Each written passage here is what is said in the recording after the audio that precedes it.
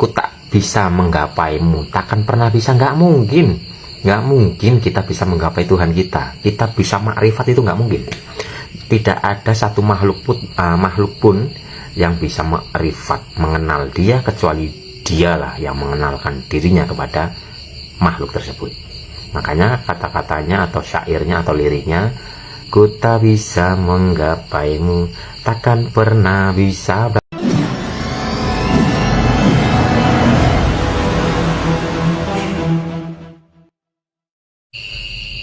Apakah masih ingat dengan lagu zaman dulu Bapak Ibu?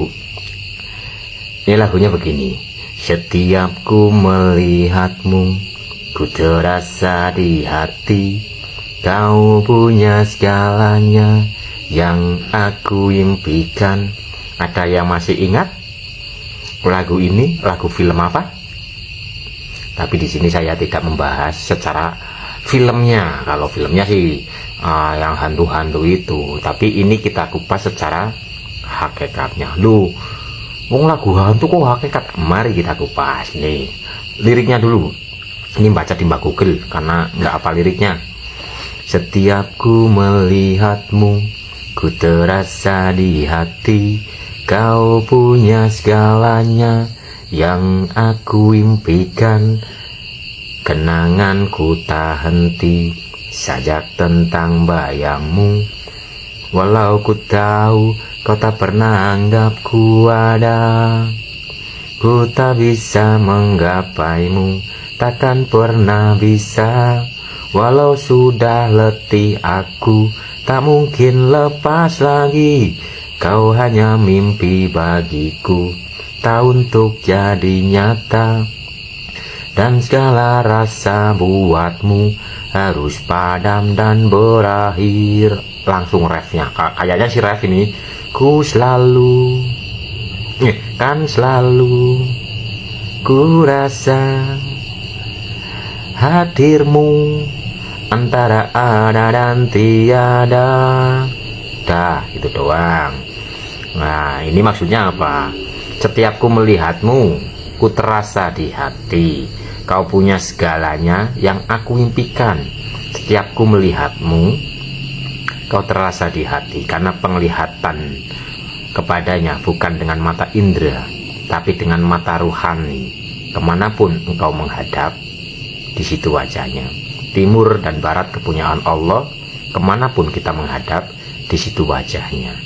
Timur itu simbol matahari muncul atau cahaya. Barat simbol matahari tenggelam atau kegelapan. Dalam cahaya maupun kegelapan, yang terlihat hanya dia.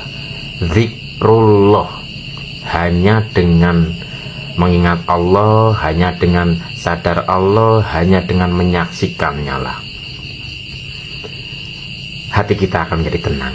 Makanya di sini, setiap ku melihatmu, ku terasa di hati. Hati akan menjadi damai, tenang, dan sebagainya.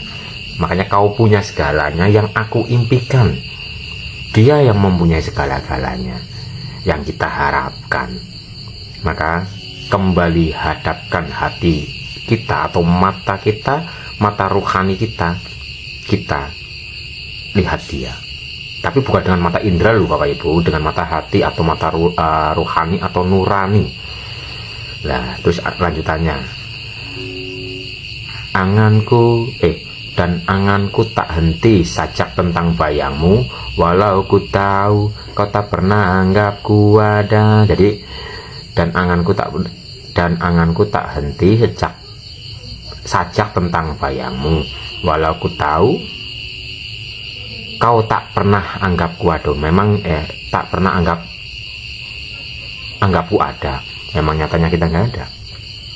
Di saat kita sudah lebur, memang nyatanya kita nggak ada. Dan nyatanya kita aslinya nggak ada. Kita hanya ada untuk sementara waktu, dan akhirnya kita kembali kepada ketiadaan. Mukso. Asalnya kita nggak ada, kita harus kembali kepada ketiadaan. Kalau ini dinamakan umumnya namanya mukso. Raga kita dulunya nggak ada. Sebelum kita terlahir, raga kita belum ada. Dan kita kembalikan kepada ketiadaan lagi. Dan ini nama lain adalah mukso. Makanya kan banyak nih berita-berita, ya adalah berita yang orang meninggal di saat mau dikebumikan, tinggal kain kafannya, atau mungkin sudah dikebumikan, terus mungkin ada apa yang harus digali ternyata sudah nggak ada. Itu namanya mukso, lebur ke dalam kesejatian. Anasirnya itu kembali ke asalnya, api kembali kepada api, angin kembali kepada angin, tanah kembali kepada tanah, air kembali kepada air. Karena tubuh raga ini adalah perkumpulan dari 4 anasir. 4 anasir menjadi ruang. Jadi anasir api, anasir angin, anasir air, anasir tanah, dan menjadi ruang, yaitu tubuh raga. Di dalam tubuh raga ada amara, sufia, lawama, mutmainah, dan menjadi jiwa. Lebih dalam lagi ada sifat dari roh, ada sidik, tablik, sidik, tablik, amanah, fatonah. Jadilah sang roh yang murni yang mempunyai sifat 4 ini tadi. Makanya ada ayatnya, ayat apa ya, di tengah-tengah dirimu ada Rasulullah. Ada ayatnya, ayat apa ya, entar dulu. Al-Hujurat ayat 7. Dan ketahuilah bahwa di tengah-tengah kamu ada Rasulullah. Kalau dia menuruti kemauan kamu dalam banyak hal, pasti kamu akan mendapatkan kesusahan. Tetapi Allah menjadikan kamu cinta kepada keimanan dan menjadikan iman itu indah dalam hatimu, serta menjadikan kamu benci kepada kekafiran, kefasikan, dan kedurhakaan. Mereka itulah orang-orang yang mengikuti jalan yang lurus. Di tengah-tengah dirimu ada cahaya yang murni, yang suci. Di mana? Di titik ba, tengah-tengah dada, ujung nafas. Di ujung nafas ini. Kalau ini menurut Sunan Kalijogo ini disebut dengan titik ba, ada di tengah-tengah dada kita. Ini yang disebut dengan timur tengah secara hakikat loh yo. Kalau yang secara syariat kan di sana. Kalau secara hakikat timur tengah itu di tengah-tengah dada. Timur apa? Simbol matahari muncul, sinar matahari. Kok di tengah-tengah ya? Di tengah-tengah sini. Karena dalam diri kita ada 7 lapis, 7 sab bumi, 7 sab lapisan langit. Lah di tengah-tengah sini. Dari atas 1, 2, 3, tengahnya nomor 4 di sini. Kalau dari atas. Kalau dari bawah 1, 2/3, sini 4. Jadi ini timur tengah. Hakikat timur tengah itu ada di dalam diri pribadi masing-masing. Makanya di surat Al-Hujurat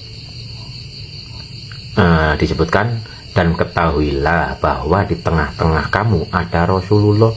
Karena Al-Quran itu kan buat pedoman. Jadi ini pedoman untuk ya sampai akhir zaman.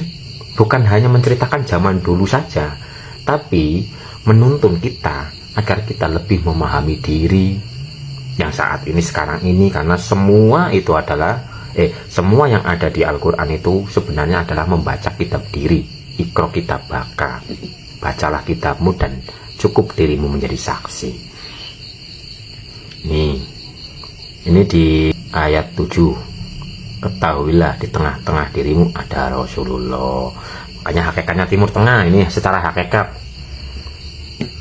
Makanya haji secara syariat ke sana, haji secara hakikat adalah ke dalam diri. Makanya ntar ujung-ujungnya kita harus berdiam diri. Paling akhir adalah apa itu ya bahasanya ya, sebutannya wukuf apa ya? Wukuf itu adalah kita mendiamkan diri. Terus kenapa di sana disuruh cukur gundul agar lepas dari dualitas? Kenapa muternya ke kiri secara energi, perputaran batin itu ke kiri? Kenapa melempar setan dalam diri kita dilempar? Lari-lari kecil kita itu nggak usah terlalu ambisi, udah pelan-pelan saja berjalannya. Jadi semua itu adalah ayat yang harus kita baca untuk lebih mengenal diri, agar kita kenal diri yang sejati, sehingga kita menjadi diri kita sendiri dan kita mengaplikasikan ya tuntunan ilahi, mengikuti kehendaknya, menjauhi larangannya dan sebagainya. Ini secara hakikatnya. Yang dibahas di sini adalah secara hakikat.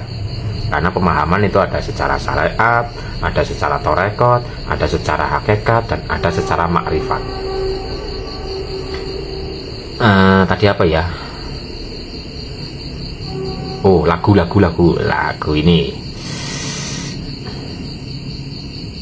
Lagu antara ada dan tiada.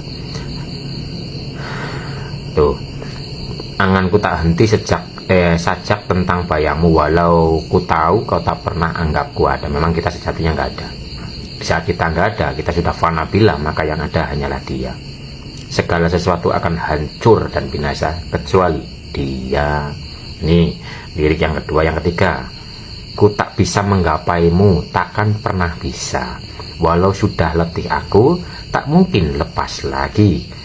Kau hanya mimpi bagiku, tak untuk jadi nyata. Dan segala rasa buatmu harus padam dan berakhir. Segala rasa harus padam dan berakhir apa? Fanakan diri. Nafi isbat, nafikan. Oh, tadi nafikan diri kita, isbatkan Dia. Jadi nafikan diri kita, isbatkanlah Dia.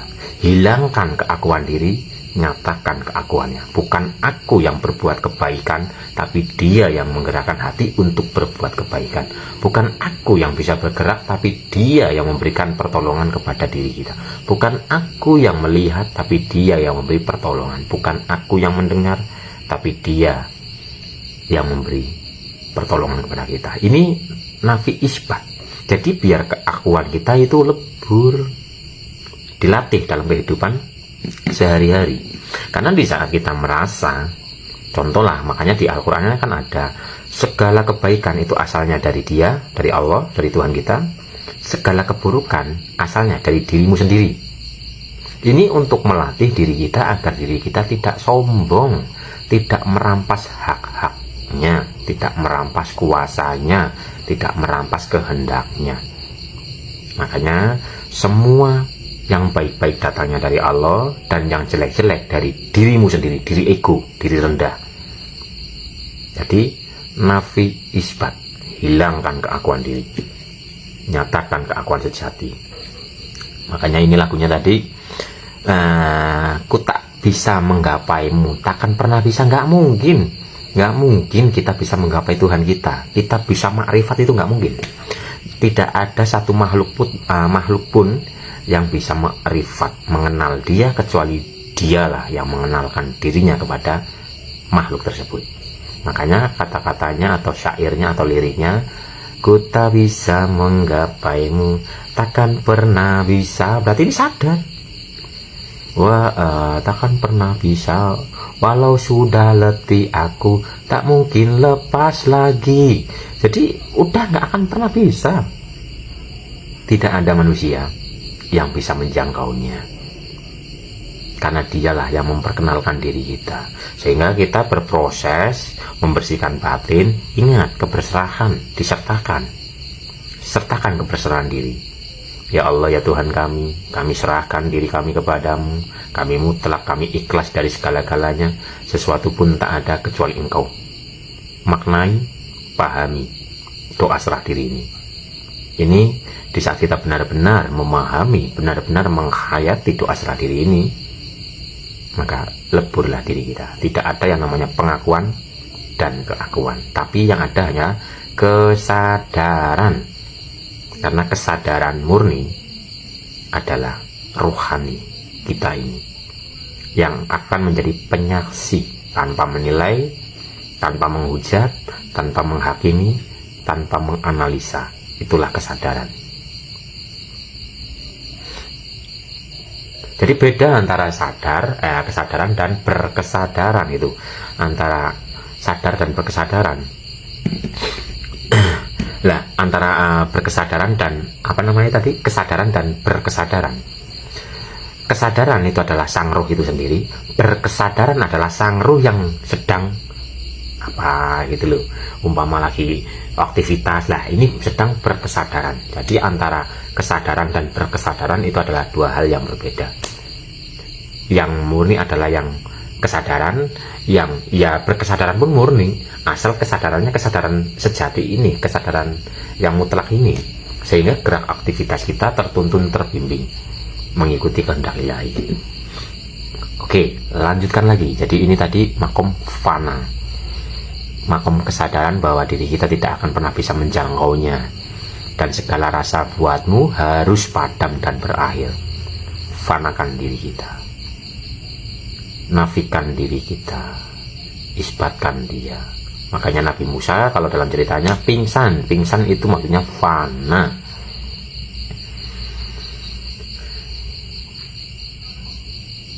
Mana ya? Kan selalu kurasa hadirmu antara ada dan tiada. Ini kan selalu kurasa hadirmu antara ada dan tiada, karena dia akan menghidupkan rasa. Dari rasa kita harus merasakan kedekatannya, kita harus merasakan kehadirannya. Ini latihan. Makanya kan ada beribadahlah engkau seolah-olah engkau melihat Tuhan. Nah itu untuk latihan. Pada akhirnya ya bukan seolah-olah lagi, ya nyatanya lihatnya kan jelas tadi. Kemanapun engkau menghadap, di situ wajahnya. Allah lebih dekat dari urat nadi. Di saat engkau berdua, maka Tuhan yang ketiga. Di saat engkau berempat, maka Allah yang kelima. Allah melingkupi segala sesuatu. Ada juga hadis qudsi kalau nggak salah, gini, wahai hambaku, aku kelaparan, kenapa engkau tidak memberiku makan? Wahai hambaku, aku kedinginan, kenapa engkau tidak memberiku selimut? Wahai hambaku, aku sakit, kenapa engkau tidak menengokku, tidak menjengukku? Ada kan, pernah dengar nggak?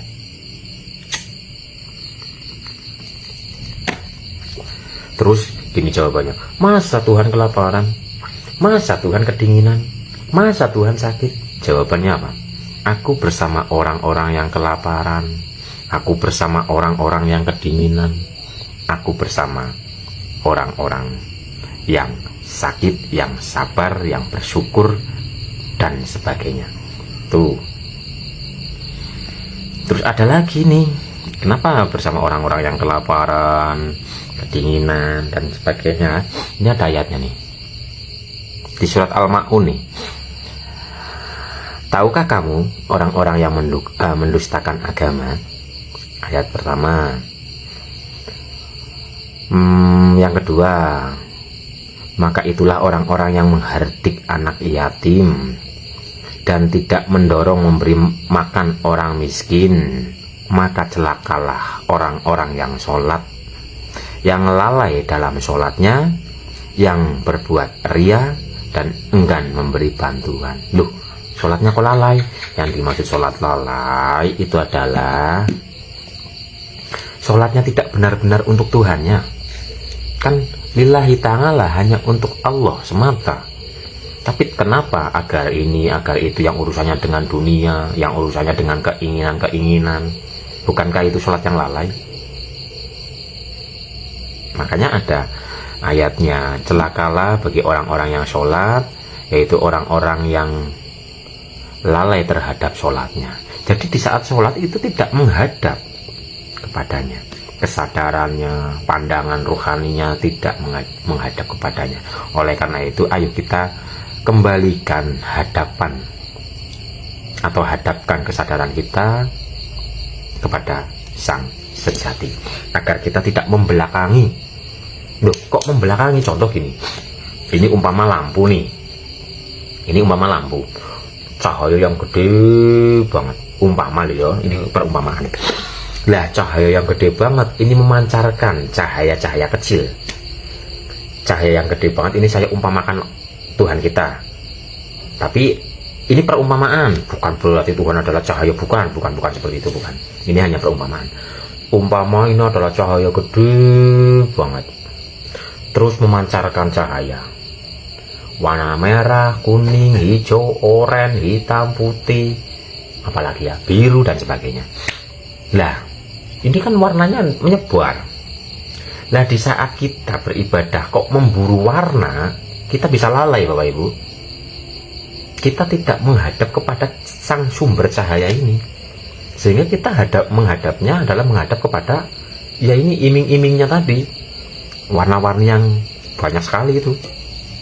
Jadi ayo mulai hadapkan kesadaran rohani kita.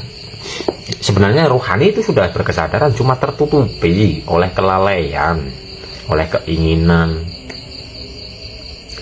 jiwa ini. Jadi bersihkan diri kita.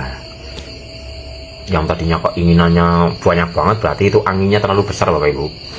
Sifat anginnya, sufianya terlalu besar.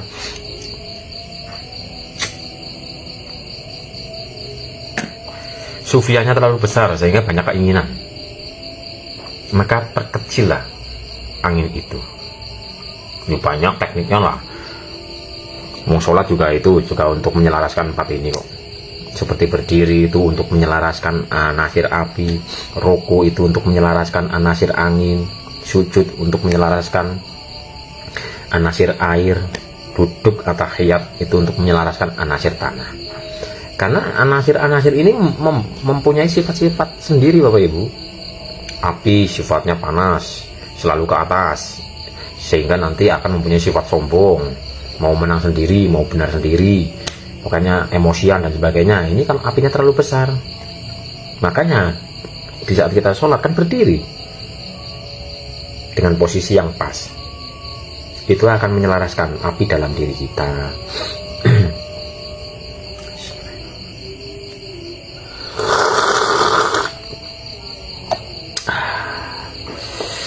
Jadi selaraskan. Seperti orang dulu, leluhur dulu itu ada yang mungkin kalau berdiri lama banget itu, sebenarnya untuk penyelarasan api gitu loh. Wong zaman dulu kan caranya seperti itu untuk penyelarasan api dalam dirinya, agar apinya itu mengalir ke seluruh bagian ya sistem tubuh kita ini, sehingga tidak mampet. Umpama apinya mampet di sini meledak-ledak entah. Jadi selaraskan semuanya. Tuh, apa tadilah pembahasannya lah, lupa. Lagu. Kan selalu kurasa hadirmu antara ada dan tiada. Ayo rasakan kehadirannya di setiap saat. Kita gerak, kita melihat, kita memandang, rasakan kehadirannya. Dan ini pun ada pelajarannya di sekolah loh. Nah, kenapa Bapak Ibu nggak pernah bertanya zaman dulu? Kenapa kalau di sekolah loh, zaman saya dulu, kalau waktu sekolah, kalau dipanggil namanya jawabannya hadir. Tapi kenapa kalau wanita hadiroh gitu loh? Ayo, ini secara hakikat. Kenapa tidak bertanya? Kenapa ya kalau dipanggil namanya, kalau cowok itu kok hadir, kalau cewek kok hadiroh? Nah gitu loh. Pernah nggak? Ya pikirannya kritis lah gitu untuk memikirkan hal ini.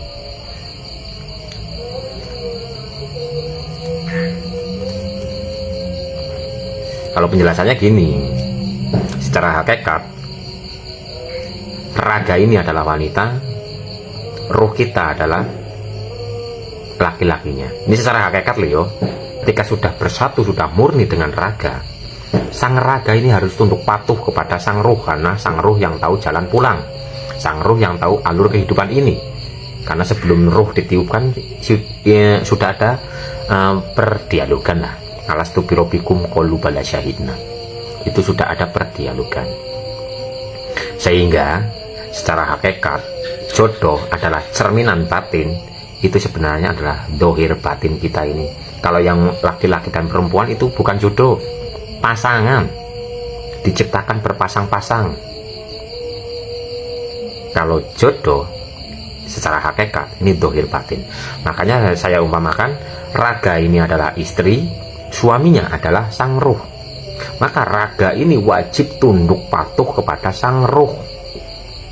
Di saat raga ini, karena raga pun ada kesadarannya Bapak Ibu, dalam diri raga ada sistem yang begitu banyak, semua ada di raga kita, sehingga nanti akan ada terjadi kehendak bebas dan sebagainya. Nah, di saat kehendak raga, kehendak bebas ini tidak mengikuti kehendak sang roh atau kehendak ilahi, maka raga akan banyak kekonsletan, jadi penyakitan, jadi rasanya nggak tenang dan sebagainya. Itu karena nggak sinkron antara dohir wal batin, itu nggak sinkron. Jadi secara hakikatnya yang disebut dengan istri sejati dan suami sejati itu adalah tentang dohir batin. Makanya kalau sudah murni semua, jodoh adalah cerminanmu, sang raga dan sang ruh. Sang raga harus tunduk patuh kepada sang ruh. Tuh, itu kalau dalam diri kita. Makanya semua yang ada di luar diri, ya kita pahami, kita tafakuri. Tafakuri, kok gini ya? Ya contoh tadi di sekolahan, kok kalau cowok dipanggilnya hadir ya? Kok kalau cewek kok hadiro ya? Karena cewek secara hakikat atau wanita adalah raga. Biung, bisa nyengkuyung sopo? Romo, roh utomo. Ruci, roh suci. Jadi yang menyengkuyung ini adalah raga kepada sang ruh. Makanya hadirkan kesadaran rohaninya. Di saat dipanggil laki-lakinya kan roh nih, hadir lah, kesadarannya berarti hadir.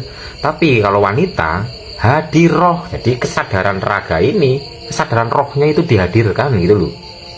Tuh, di lokasi Bapak Ibu seperti itu apa enggak? Waktu dulu zaman sekolah, di saat dipanggil namanya yem tukiyem hadiro gitu. Kalau di sekolah lo yo, terus jo paijo hadir gitu.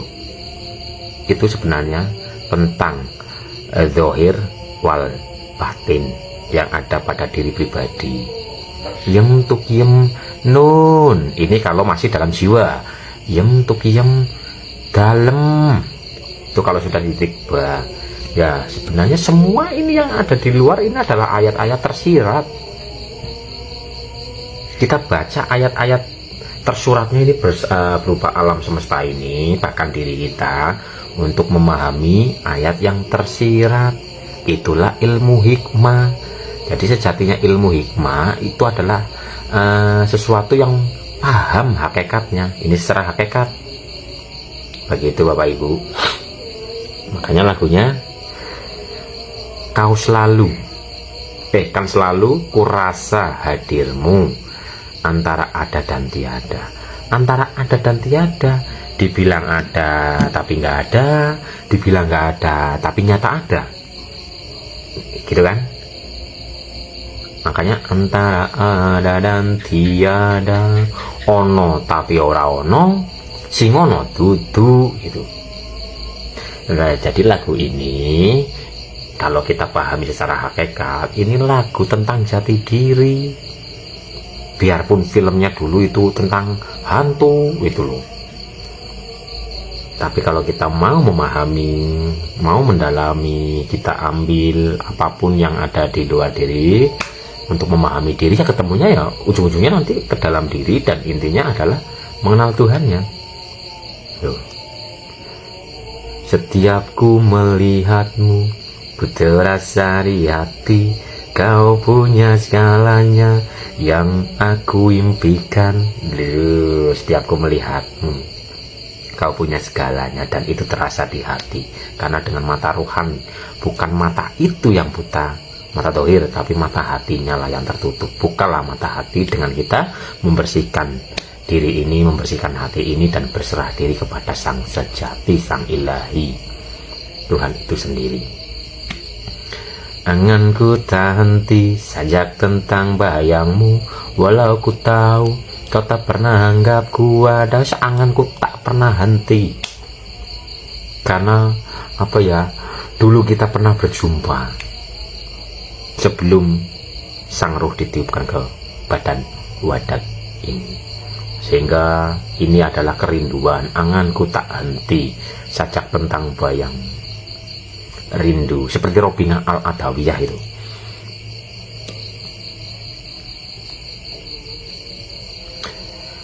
Ku tak bisa menggapaimu, takkan pernah bisa.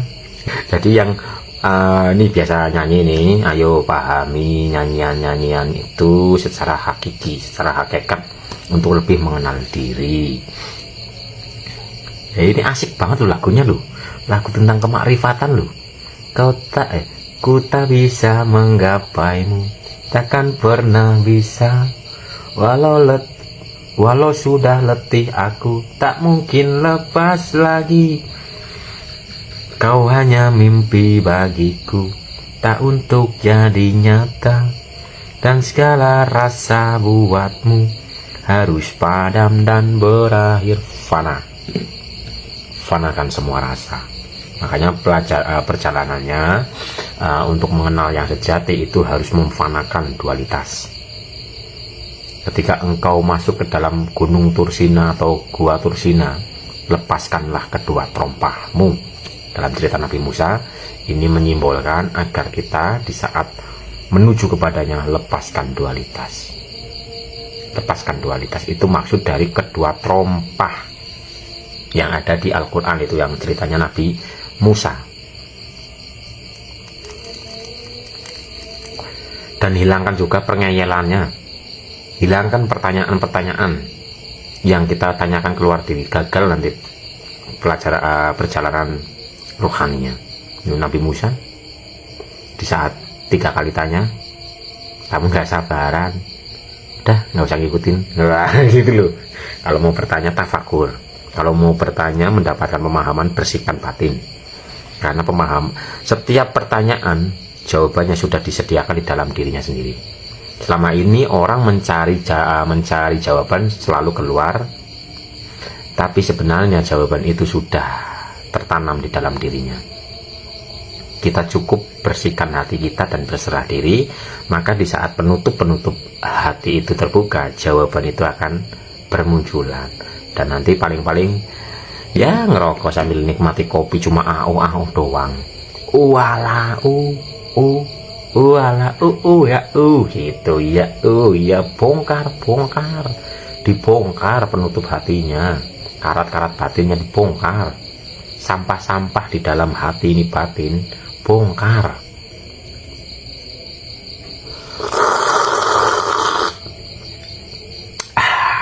Walah, kemien gue lihat ketemu jebule mung koyo kuwe. Ini pasti para pejalan, pasti di saat hatinya sudah terbersihkan, jawaban-jawaban dari dalam dirinya bermunculan, dan pasti akan walah, masya Allah, ternyata toh walah tuh.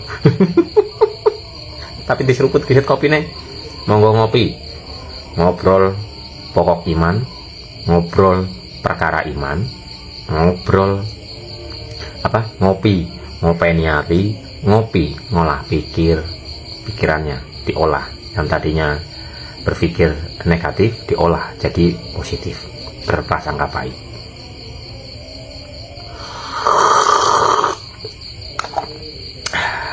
Oke Bapak Ibu, jadi itu lagu antara ada dan tiada, pengupasan secara hakikat. Karena semua yang bersyariat itu ada hakikatnya, buka kulitnya, tembus kepada rasanya. Dan kajian hakikat yang sejati itu muncul dari dalam diri. Kalau yang kita dapatkan dari luar diri itu bukan ilmu yang sejati, tapi itu pengetahuan. Apakah penting? Penting belajar untuk mengetahui. Dari mengetahui kita lelaku, dari lelaku nanti akan teranugerahi ilmu. Dari teranugerahi ilmu yang sejati, kita akan menerapkan ilmu itu dalam alam nyata ini. Jadi belajar Terus praktekkan. Ilmu ketuku kanthi laku. Tapi ilmu yang sejati itu munculnya dari dalam diri, terpahamkan oleh yang ada di dalam diri kita ini. Apakah bisa dipahami Bapak Ibu? Nih lagu antara ada dan tiada, ono tapi ora ono, sing ono dudu.